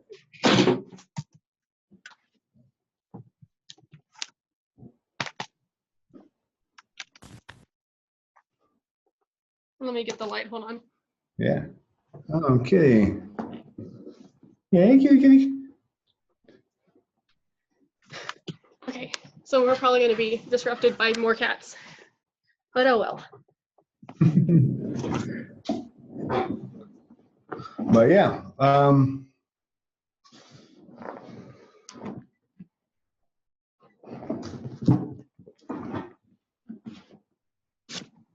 Okay. So I only had like I think I only have like a couple more questions. Yeah. Let's see. I wanted to ask if you had any like spirit companions or any kind of spirit that's close to you, like a friend or like well, like I guess like a companion. I don't know. Yeah. Yeah, so Azazel at this point is a constant companion, constant. And the ability of these beings, that they are omnipresent. That's the cool thing, is they can be companions to everybody. Yeah. But yeah, so Azazel's a constant companion. I do have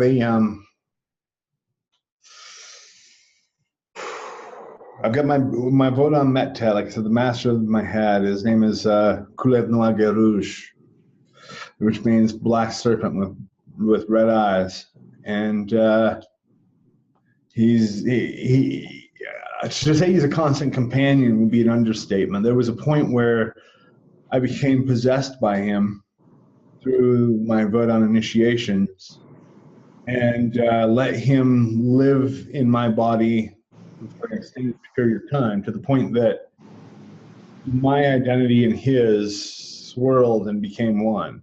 So at this point, I would say I am perfectly possessed by that entity, which really is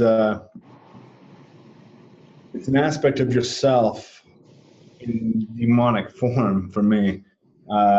It's like when I first started exploring this Metet, it wasn't. I was a little hesitant to get to know it too much, because it was not like me. It had characteristics that just didn't jive with my own personality at that point. Some of them being that it was way too confident, it was way too cocky. Now this was back in 2007. And since then, I think I've taken a lot of those attributes onto myself, and have become that and really utilized that. And that did come with a warning, I guess, from De Prince, who taught me a lot of what I learned about Vodun.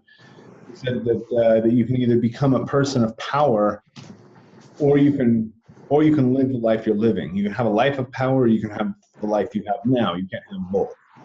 And I chose the life of power for sure. I never looked back. Yeah. Same. Same. So, do you have any familiars? Because I don't know why. Just do you use familiars, or are you just more of I'm going to use my own power instead, or? I wouldn't say I use familiars. I would say that there's there's a being that walks beside me at all times that is very similar to the being that walked beside Jesus at all times. It's this is the funniest thing. People seem to miss out on this in the New Testament. That Jesus has one spirit that is always around him, always, and the spirit's always talking to him, always giving him advice, always challenging him, and that's the devil. He's got the devil there all the time. And why is it the Son of God? Why does he not have a Holy Spirit there?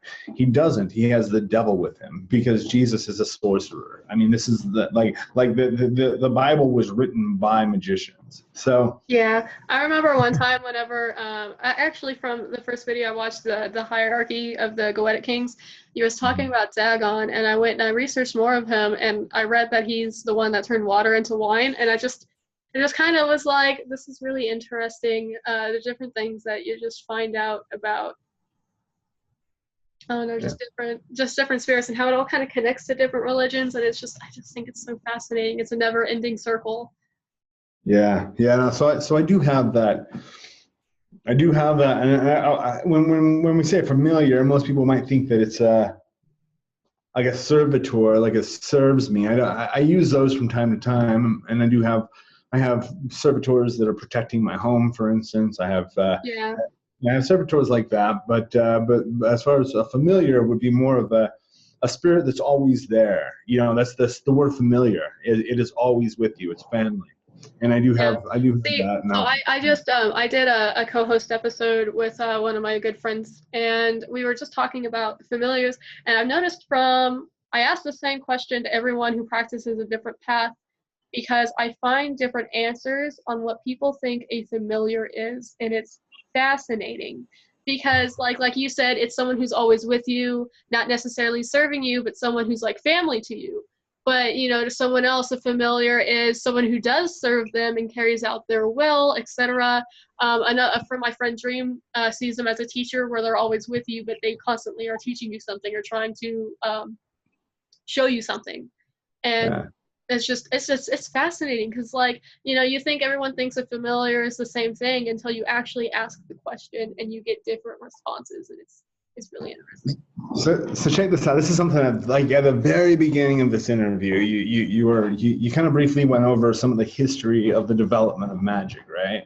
Now, interestingly, like in my lifespan, what I've seen is the development of the occult on the internet. All right, so the internet springs up, and I mean, right away you got these groups start posting some pretty radical stuff on. I mean, you've got the Wiccan groups that pop up, and you've got people on like Yahoo forums and Yahoo groups and whatever, Yahoo chat rooms, and people start sharing information about the occult, to the point of the Order of Nine Angles starts posting their stuff about human sacrifice, and at the same time the Luciferians start posting their stuff. All of a sudden it gives a forum and a voice to people that have had to be secret about this their whole lives. Prior to the internet, just about everybody had to keep this as their darkest secret. Yeah, because if you live in a small town, like kind of how I was talking about whenever I moved after high school, I lived in a small town where just the slightest little pentacle or odd symbol just threw people off. You had to be quiet about that kind of thing, because it's like, I'm going to be ostracized if anyone knows. And then you go to the internet, where you have people all over the world spread out that kind of are interested in the same thing that you are. So I think magic has really grown through the internet in its own fashion. You know what, everyone? I'll tell you what. So I had there's a Luciferian group out there that their, I guess, leader was telling me that Lucifer's power is present in this world as electricity, and Lucifer's mind is alive on the internet. Yeah, I see that. I can see that, to be honest, because we have our smartphones is just at the source of our fingertips, and that's knowledge at our fingertips. So basically Lucifer is right at our fingertips, in our hands, in our smartphone. And so the ability, and where it's come to now is so cool, because where, like you said, you're able to get on these interviews, talk to people, and discuss even terminology. Because that's one of the things. In order for us to actually have a united movement, we have to be speaking the same language. And this is like the Tower of Babel. We are literally building a symbolic Tower of Babel as we come together to go, you know what? How can we all reach the next level of our ascent? And hashing out some of the terminology is I think a great thing. And seeing where we're all different, but at the same time, I think a lot of people are saying the same things, just in different terms. Yeah, I agree. Let's see. Where am I at on my notes? I think we've gone through just about everything. Let's see. Oh, what's your main deity or entity, or do you have a patron deity or matron deity? And I guess I'd have two answers to that. My patron would be patron matron, because it is both male and female, is Azazel.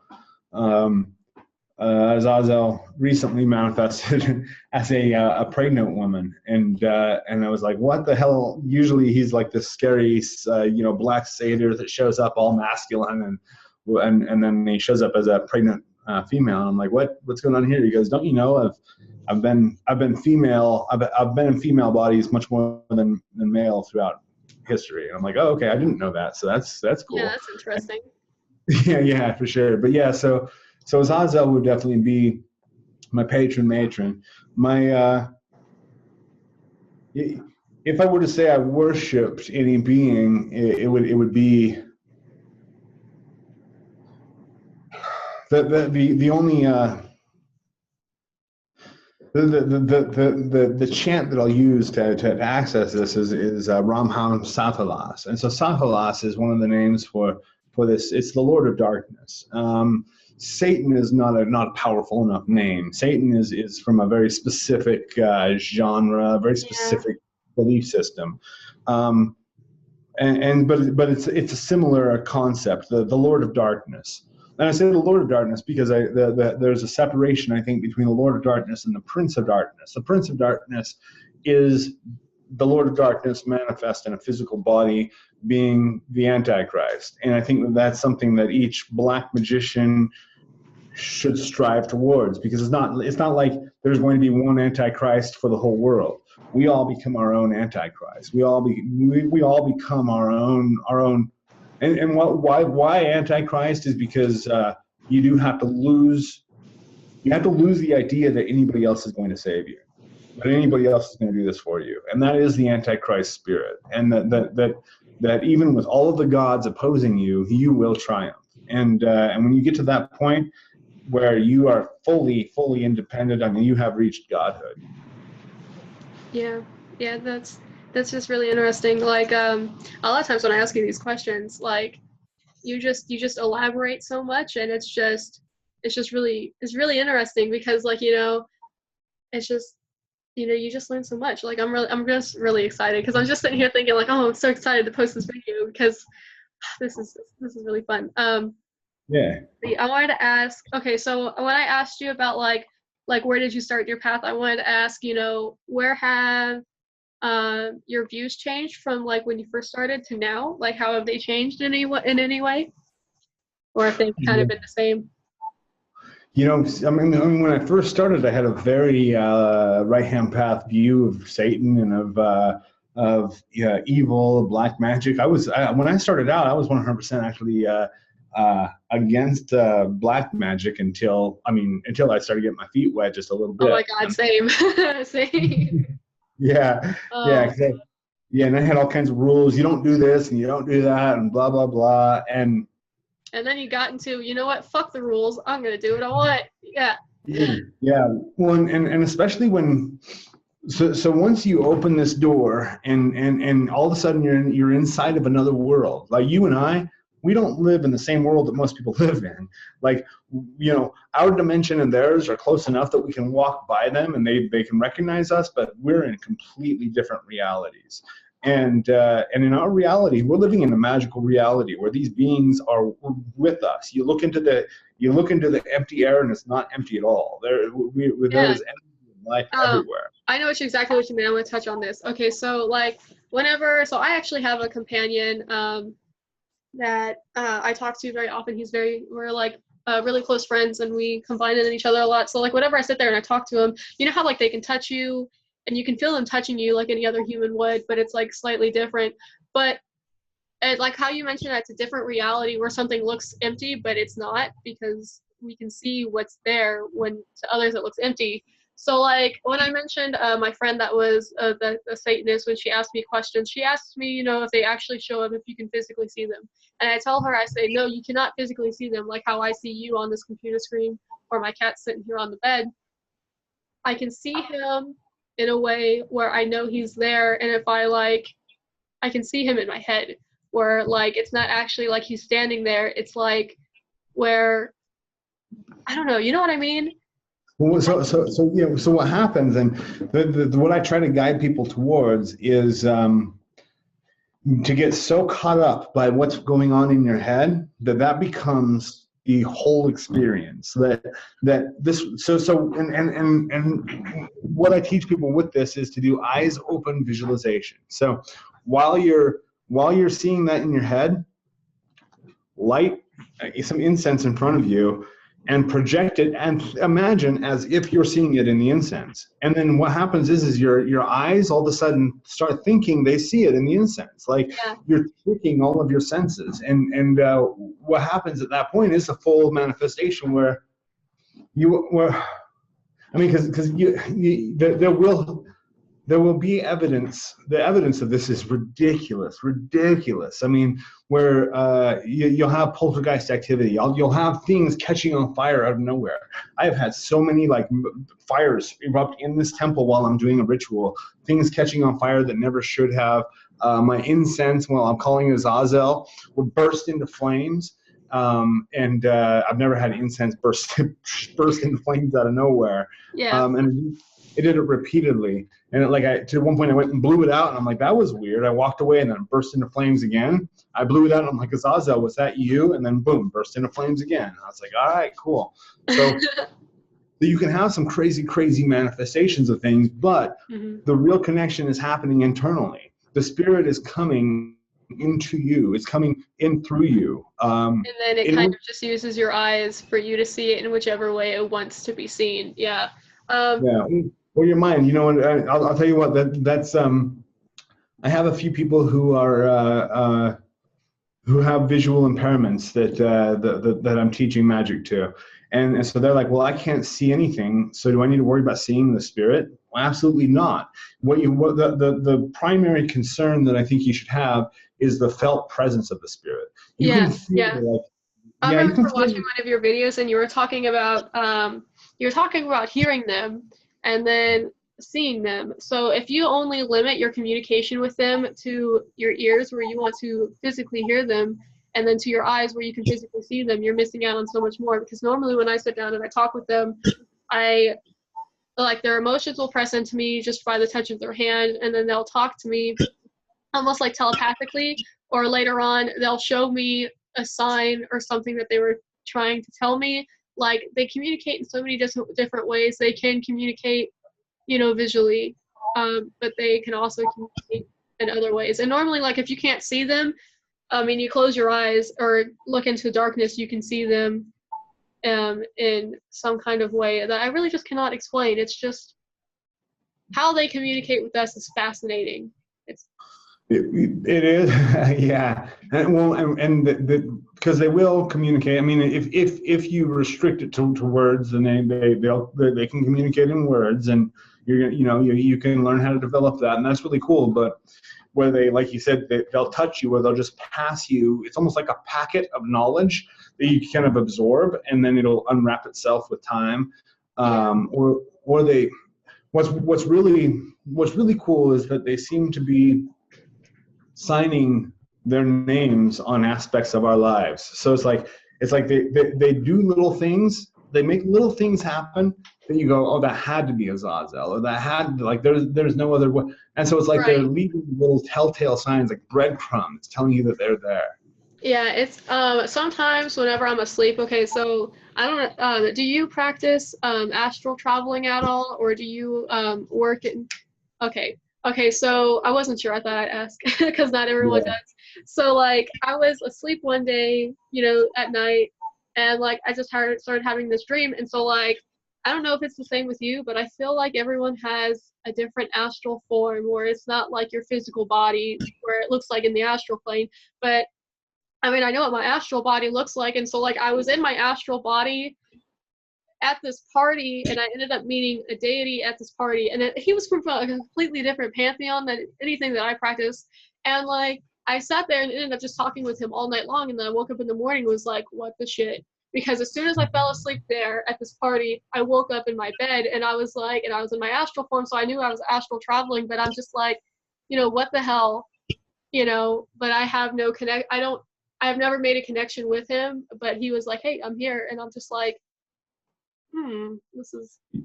Well, see, that is an interesting thing, because these beings are real, and they seem to talk amongst each other.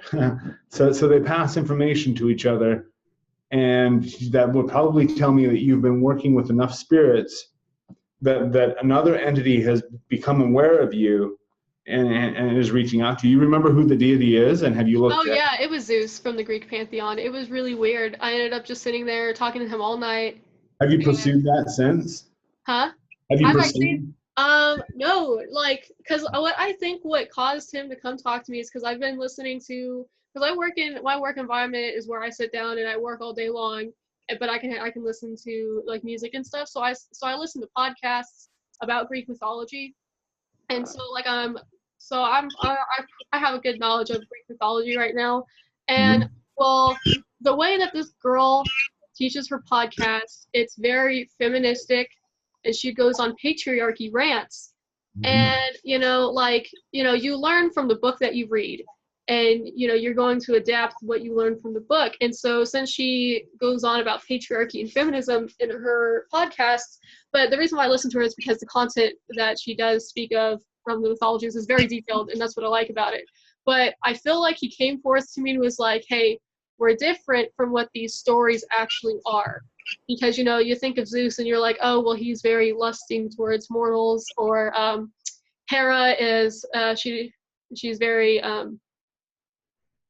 the myths. And then it was a completely different reality when I was sitting there talking with him.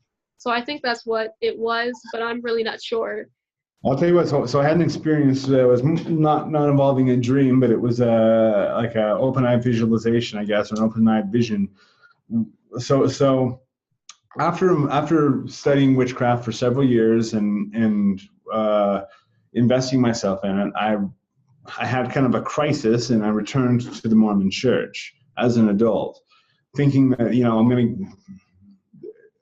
my life was in desperate need of change, and that was the place that I returned to for that change. Yeah. And so I applied the spiritual. I applied all the magical techniques that I had learned to the Christian faith. So I was like, if you can do this with witchcraft, you can also do it with it. So I was reading Ezekiel, the book of Ezekiel, and I'm like, this makes absolutely no sense. And I hear this like pulling, this tugging, saying, well, why don't you let Ezekiel speak for himself? And I was like, okay, let's do this. So All right. I imagined what Ezekiel might look like, and just construct that from what I read in the scriptures. And then I start reading from it out loud as if that's a conjuration, and the form of Ezekiel comes to me. And you can feel his presence in the room, and then telepathically he said he explains word for word what he actually meant. He's like, I didn't write that, by the way. That's not part of what I wrote. That was inserted later. But this and this and this. And he goes and corrects it and lays it out for me. I'm like, all right, thanks, bud. That's fascinating. Okay. So recently, I've always been drawn to the Incan culture, and so like the deity of death, Supe, has always been fascinating to me, and it's the fact that whenever I was like on this chat room that I was trying to talk to some Christian witches, because I think they're very interesting, and so I asked them if they ever like invoked Christ, and like they don't do that. And I'm just like, is this only a left-hand path thing? Like, where they do you not sit down and talk with the deities that you like follow or worship or learn from? And back to Sapé, there's not much information about him because the Incans, they're dead. There's nothing there anymore. But like I summon him up, and like he's like alive as flesh, and he's like how I told you, how like whenever I first evoked Lucifer the first time, he was testing me. Supe did the same thing. Like in the mythologies that I've read on him, he's the king of a specific race of demons. And like I seen them, and like I'm sitting there trying to evoke him, and I swear to God, they're coming at me and they're like tearing at my eyes, like in this manifestation. And then I sit there and I'm just like, can you guys just move? Like I just want to see Supe.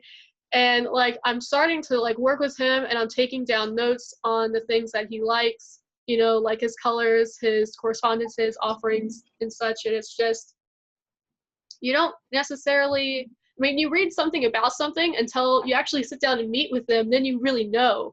And that's just cool that someone else does that besides me, because like I have this interest in something that not everybody knows about, and then I'm just like, hey, tell me what fill in the gaps for me. Well, and if you I remember when I was like 19 years old, I had these people that would come over for tarot readings all the time, and it was an older couple. They were like 55, 60 years old. And they come over and I'd read tarot for them.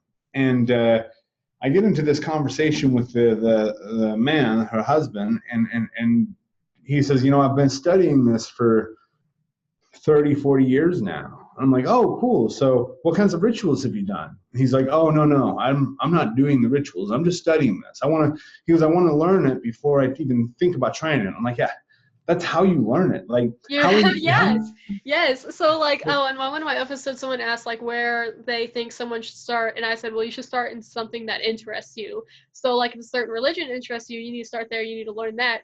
But like, when you start somewhere and you learn something, then you're going to want to practice it, because it's like learning how to ride a bike. You look at how other people ride bikes. You observe, you know, how they do it, and then you get up and try it. And then the only way you're going to learn is by doing it. Yeah, exactly. Yeah. Well, and you know, and there has to be a necessity there too. Like, so as far as where people should start, my opinion on that is to look at your life and look at the things that you want to make better. All right. So just whatever that is, what is it you want to make better? Let's say it's finances. Let's say it's, you know, love, whatever it is. Then go look into the different grimoires, the Goesh, you know, the Lesser Key of Solomon, the Greater Key of Solomon.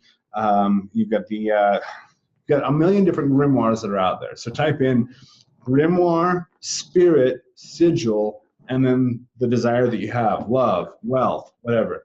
You're going to come across a bunch of different spirits and their sigils. Those spirits do exactly what you want.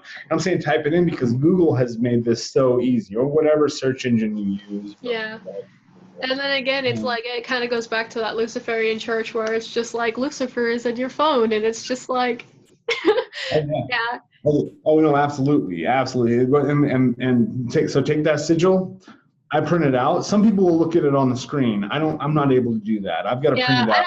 Whenever I'm doing workings, I don't like having electronics like near my space.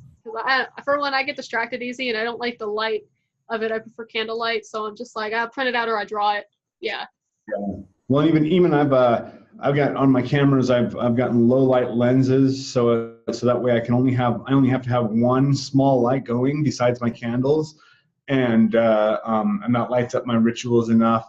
And I've had to keep all of my cameras out of the circle and out of the ritual area, otherwise they get fried. Like, I have had so many issues with cameras and electronics inside the ritual. You often cast circles like when you work, because like I'm going to be doing an episode on this, but like circles, or do you cast other shapes that like do something? I know one time whenever I was working with the deity that I mentioned before, when he was like pulling up my trindles, I actually casted a triangle to raise energy around me instead, than a circle to be like a protective barrier. So how often do you like cast circles? Well, so I've got a circle that I'll use is my universal circle that's actually like a mat that I'll lay on the ground, and then I'll pay attention to that. So I'll at this point, not too often will I go around and actually cast a circle, but I'll visualize it just rising above, like around me, almost like a cone, or not a cone, but like a cylinder around me. And so I'll kind of visualize that for a minute. And now that doesn't protect you from the spirits so much. People think that it does. What it actually does is it does the opposite. It draws the spirits towards you. Because all of a sudden what they're seeing is this bright light on the astral plane. And they're like, oh, what is that? So it draws all kinds of.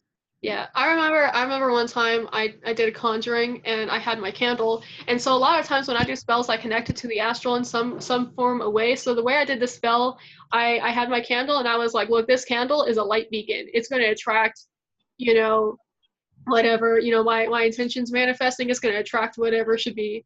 Yeah, so that was my light beacon. And so whenever I do workings, I don't tend to cast circles because like I feel like I can't connect as well as I am without the circle. I don't know. So like I get the point that you've made where it's like where they're attracted to it, but like when I cast a circle, I feel like they just can't get in. I feel like they're just standing outside of it, but not inside with me, and I want them to be. No, and so this guy I did an interview with, Frater Barabbas. He's got a blog, and he's a cool dude. He talked about the fact that in an Alexandrian witchcraft, the circle doesn't keep the spirit out; it keeps the spirit in. And Yeah.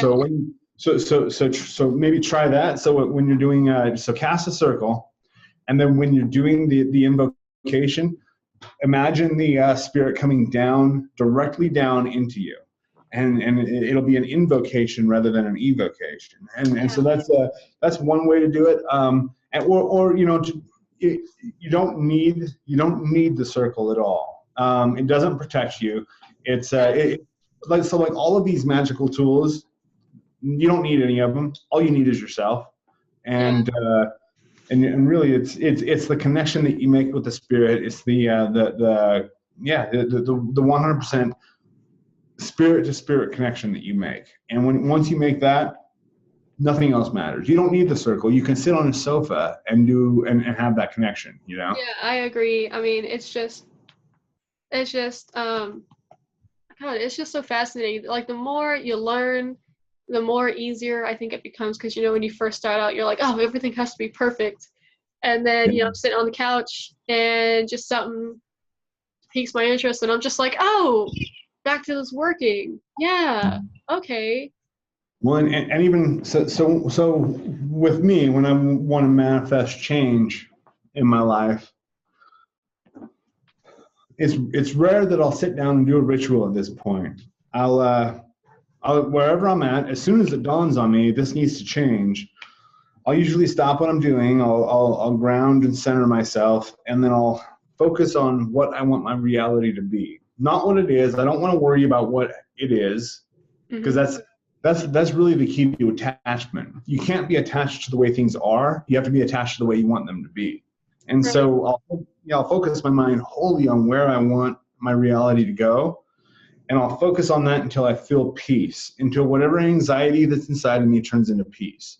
Once I feel that, I can give some kind of verbal command or not. Either way, if I don't give a verbal command, I'll take a breath, I'll breathe out, and I'll push that idea and that feeling into the universe. And then it tends to manifest pretty quickly. But that does come with years of training myself to do that through ritual and through all of these other methods. But once you get how it works, you just make it turn on and off at will. Yeah, that's just, the techniques that you use they're so developed, and so they're fascinating, to be honest. I sit down and I still do rituals. I don't think I could ever, just sit down somewhere casually and do that kind of working. Definitely not sit down and at my altar space and do it is probably what I do. But I ran out of questions, so I don't know where else you want to take the conversation. No, you're good. You're good. No, and I do have to get going. I've got to film a bunch of rituals and stuff today. But it's been awesome being able to talk to you, though. Now, I guess let's see. I do want people to really check out this Azazel stuff I've got coming up. So I'm going to plug that, blog.co/Azazel. That's coming up New Year's Eve. We're going to drop this release. It's going to be a compendium. I've got 13 other authors that have jumped in and have contributed to this book. So it's a book of 13 of the best authors writing about Azazel, as well as my video course. That's a pathworking course that gets you in touch with Azazel. So absolutely, I'll have to check that out. That sounds cool. A friend of mine has started working with Azazel too. So or Azazel. I kind of asked her about him, and she, I think she'd like it, because she's starting to work with him, so I'll have to send her a link. But, well, it was really nice, having this interview with you. It lasted maybe about, 2 hours? Yeah. About 2 hours, 15 minutes. So we'll have to do this again sometime. This was really nice. Yeah, I'll tell you what, as I'm sure as your audience watches this more and more, and you'll probably come up with some other questions, and feel free to hit me up and we'll come back on. Oh, absolutely. Okay. All right then. Well, I guess then we'll see you later probably. And good luck with your videos and your rituals. Thank you very much. Appreciate it. Yeah. All right. Bye.